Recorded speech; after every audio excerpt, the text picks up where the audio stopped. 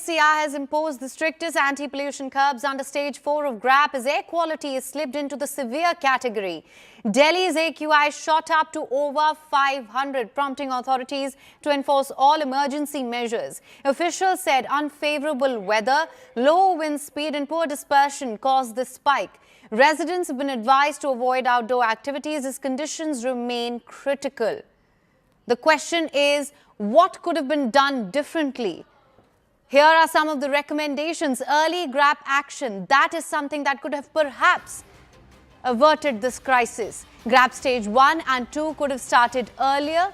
Action is now needed at poor, very poor levels. So we're seeing the enforcement of GRAP-4, but perhaps we need more sustained measures.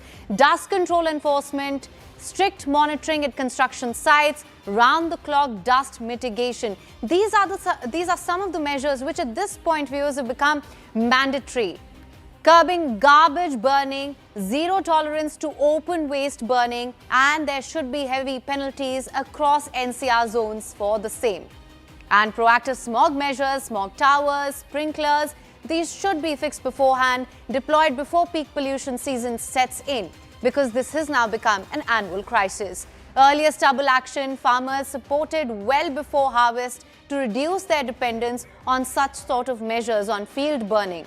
Interstate coordination, that remains another important element here. Year-round data sharing between states and joint action instead of crisis meetings. These are just some of the ways in which perhaps we could have averted this crisis yet again.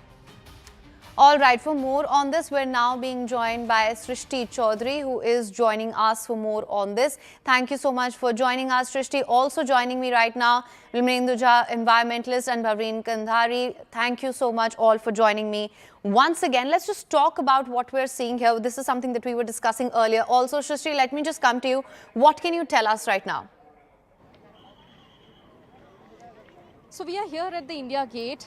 Today is Sunday, and as you can see behind me, there are so many tourists coming from different parts of India to Delhi and especially to India Gate to see this, especially this historic monument. And what you also notice is that a lot of people here, especially, are not really wearing masks. You know, this is a kind of an indication why it's so important to talk about air pollution, because until people know how severe a health emergency air pollution is, they will not realize the essential, the compulsory need to wear mask. Now, over the last 24 hours, we have seen the emergency response measures really kicking in. The Stage 3 of the Graded Response Action Plan was put into effect, and after that, Graded Response Action Plan Stage 4 was kicked in. Now, people have already been warned to not step out without wearing masks. Schools have also been urged to avoid scheduling any physical outdoor activities. But here at India Gate, we also saw school students. There were picnics organized by schools, and a lot of kids had come here. They held their picnics open in this area without wearing masks. And this is a very disappointing scenario, as we see in the national capital, where air quality continues to worsen every winter. Now, it's been almost 2 months. You remember, it was the second week of October when the Stage 1 of the Graded Response Action Plan came into effect. And since October 12th, the air quality has continued to worsen. But now the situation is alarming, because now the air quality index has already crossed 400 mark and touching 450 plus. That is a severe plus mark, where people are really being urged to not step out without mask. But I would request my video person to show that there are so many people here who are not really wearing masks. Right. And, you know, this is something that really needs to be highlighted. All right, let's just go across to Mr. Jha now, who is also joining us on the broadcast. Mr. Jha, as Srishti just showed us, of course, people there out on the streets despite the severe AQI and also not wearing masks. That being said, do you think perhaps people have also become complacent a little? Because this is something we face year after year. We're seeing no strict policy action when it comes to this. You spoke about political will earlier. Do you think it's also affecting the people's behavioral patterns now? So I think, when the government itself tells you that no one dies in India because of air pollution, when the government tells you that no one falls ill because of air pollution on the floor of the parliament in that sense, and the government also has been seeing that India's, AQI levels are very, very different from the global standards, and we need to have different standards. That's when you, in many, many ways, you're telling people that everything is Changasi. as if there's nothing that's wrong. And that is what trickles down eventually, where people think that no, it's all okay, it's all as if it's a propaganda. Air pollution or bad air is not a propaganda. No one wants to really breathe this bad air, and it's the responsibility of the government to really give those advisories. At the end of the day, if you see people are not wearing mask anywhere, all around, outdoor or otherwise, is because people don't really understand. And because, air pollution is something which is a slow poison, it's a slow killer. It's not something where you breathe and you faint next moment. And therefore, normalizing of bad air is what has been done by the government, unfortunately, this year. And of course, as in behavior, at the end of the day, what can people do? You can advise, you have to give public health advisories. There's hardly any public health advice. That's the bare minimum that the government could have done, is to tell people that situation is worse. Rather than actually accepting that there's a problem, what we've actually seen, the entire government machinery, the parliament and others, are only saying that this is not a problem at all, as if it's a manufactured problem. The bad air, my voice is gone for almost 10 days now, and half of the journalists that I've been talking to, once you lose your voice, you don't get it for almost 10, 15 days. And imagine people like us who have the privilege of staying indoor Right. many occasions, and perhaps some of us also have an air quality purifier or otherwise. What happens to thousands and millions of people who are actually working outside in this bad air? One, government can't clean the air. The government doesn't want to tell you how polluted the air is, and therefore the impact. And also the issue is that the impact of bad air is going to be on the next 10, 15 years. It's not something immediate. And if you look at University of Chicago report that clearly talked about that how you actually lose more than 8 years of your life, a lifespan reduces if you breathe this toxic air. Because imagine, in countries like Thailand actually shut down when AQI reaches 200. Here, everyone is smiling, having a picnic, business as usual. Political parties are having a rally, all at AQI of 800. So, it's very unfortunate that we have normalized bad air.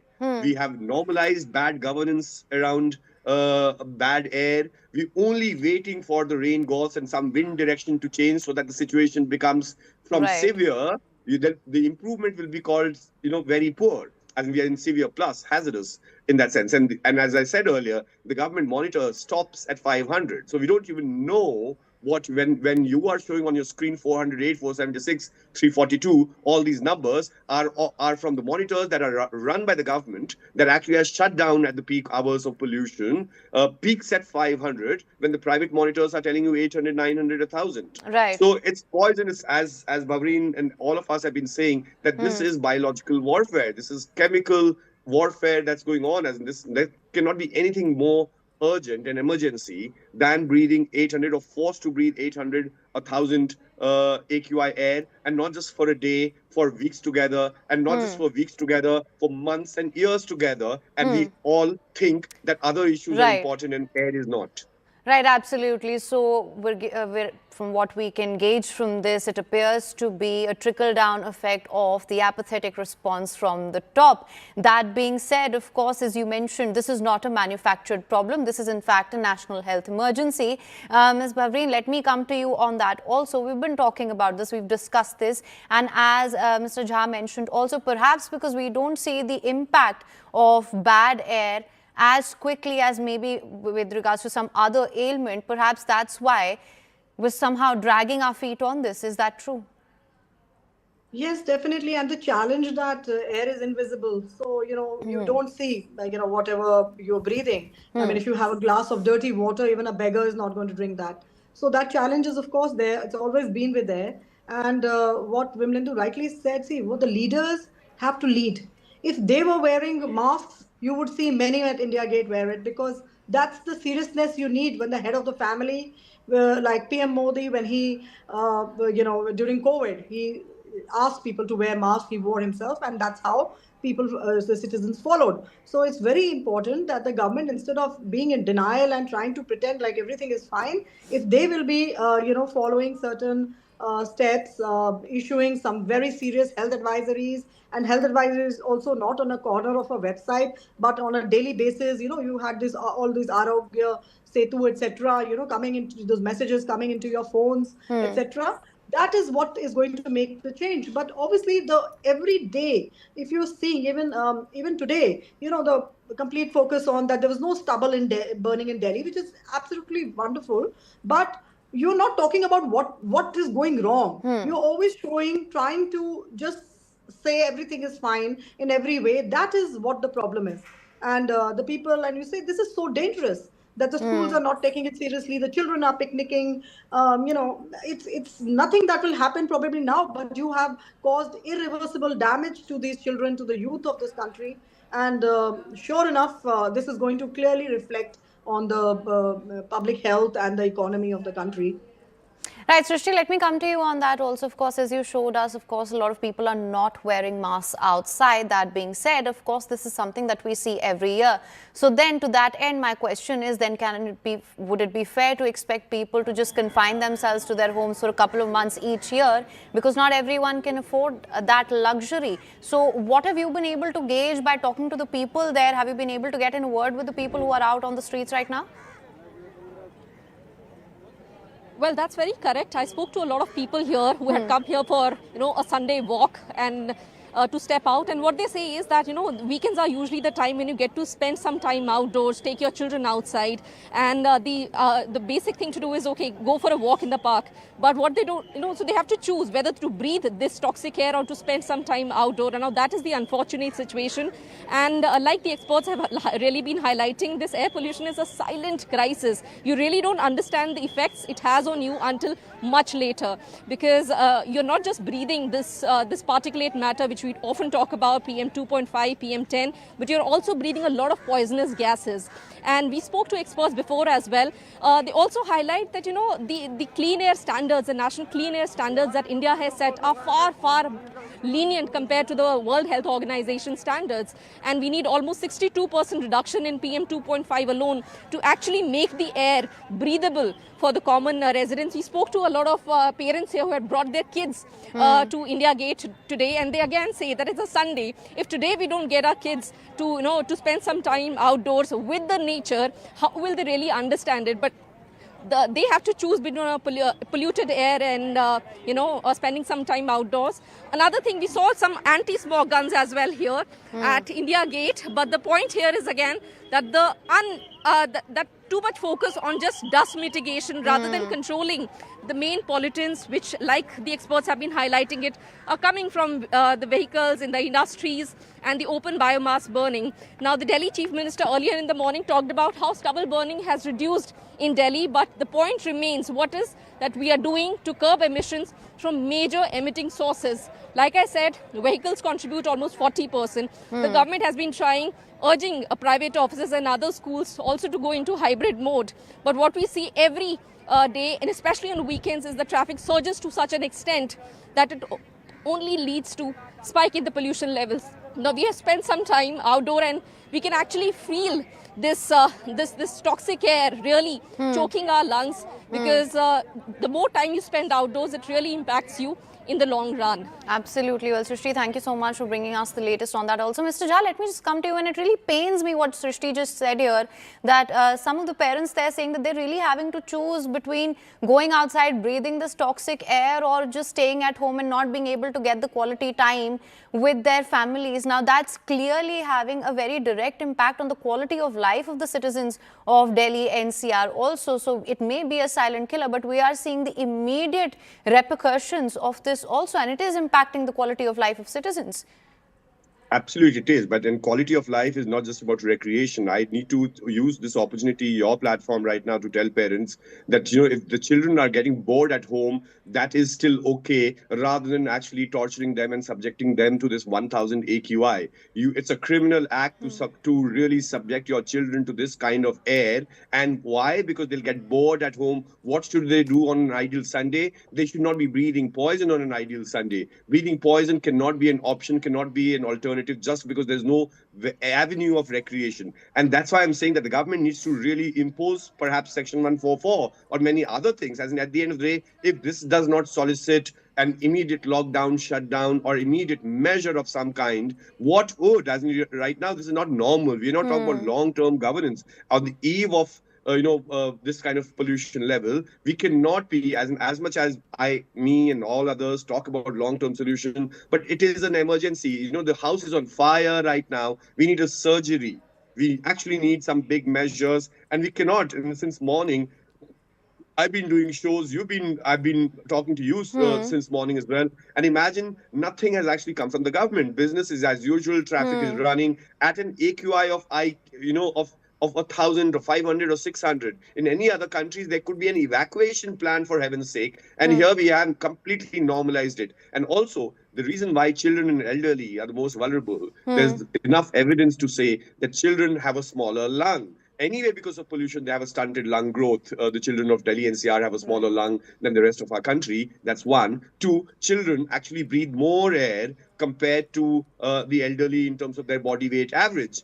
And therefore, when you're subjecting them, and they breathe more in that sense, so when you're subjecting them to this kind of a thing, both institutionally when you're letting the schools run, second when you take them for recreational activity to all these places, or people are still going on a walk and a run because they're getting bored. Now, I will urge citizens, please stay bored rather than being dead.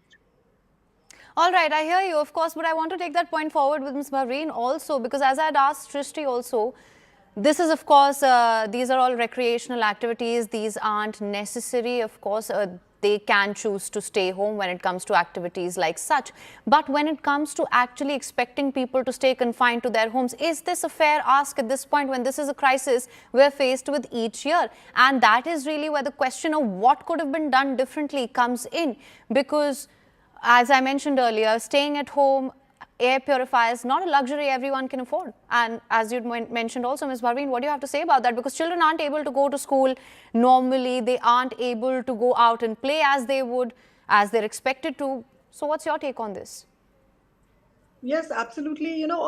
This is so right that, this cannot be the way of life. The masses still don't have any clean air to go back to. Even for that matter, no one has. There is no choice other than clean air. And, this is kind of a little mind game. So it's better to work on school calendars, etc. and, cut down on your summer break, etc., and make these the pollution holidays and all that, because it does affect the curriculums, and especially again the schools that really cannot do much online, and the children suffer. So various other things, but even now, I mean, these people are getting a break because they go back into one room where 8 and cooking is being done in the same room, so probably your indoor is even worse than outdoor. So there is no other choice than clean air for your people, for your citizens, and something that should be always stressed on. And these are all, to me, they're all distraction. These conversations just take away from the important things. We are still living in a city, and as of today also, everything is normal. You have weddings and concerts, and you want to make midnight bazaars and cause more traffic and more jams in the city. Everything, there's nothing that has stopped as per the government. And these are the thought process that needs to change. For the next 3 years or 4 years, plan has to be there. Until we come to an AQI 60, there should be no inaugurations, no major celebrations, no all these huge events. I mean, so in the last maybe 6-7 years, everything has increased so much. To cross from Nehru Stadium and go into my colony takes me sometimes 40 minutes to an hour, because you have created everything. Everything is about big events, and it's Right. not about sports. It's about just all those kind of decisions have to change. Right. And that is the systemic action which will matter. Whether it is All right. talking of waste, you're talking about waste burning and some 10 complaints. At the Right. same time, you're incinerating all the waste of the city in the name of waste to energy plants. Every time a reply is coming to the NGT or to the courts, you're only talking of incinerating in the Right. name of energy. You're adding emissions to the city. Right. The city cannot afford any more emissions. That's clear. So Absolutely. that So needs the to only be solution is to clear the air, and that's the absolutely. only solution going forward. Absolutely. Well, thank you so much for joining me for a discussion on this. Of course, this is the crisis that we are faced with each year, and the only solution is very much to clear the air. And with that, we're going to slip into a very short break. Don't go anywhere. News and updates will continue on the other side. Do stay tuned.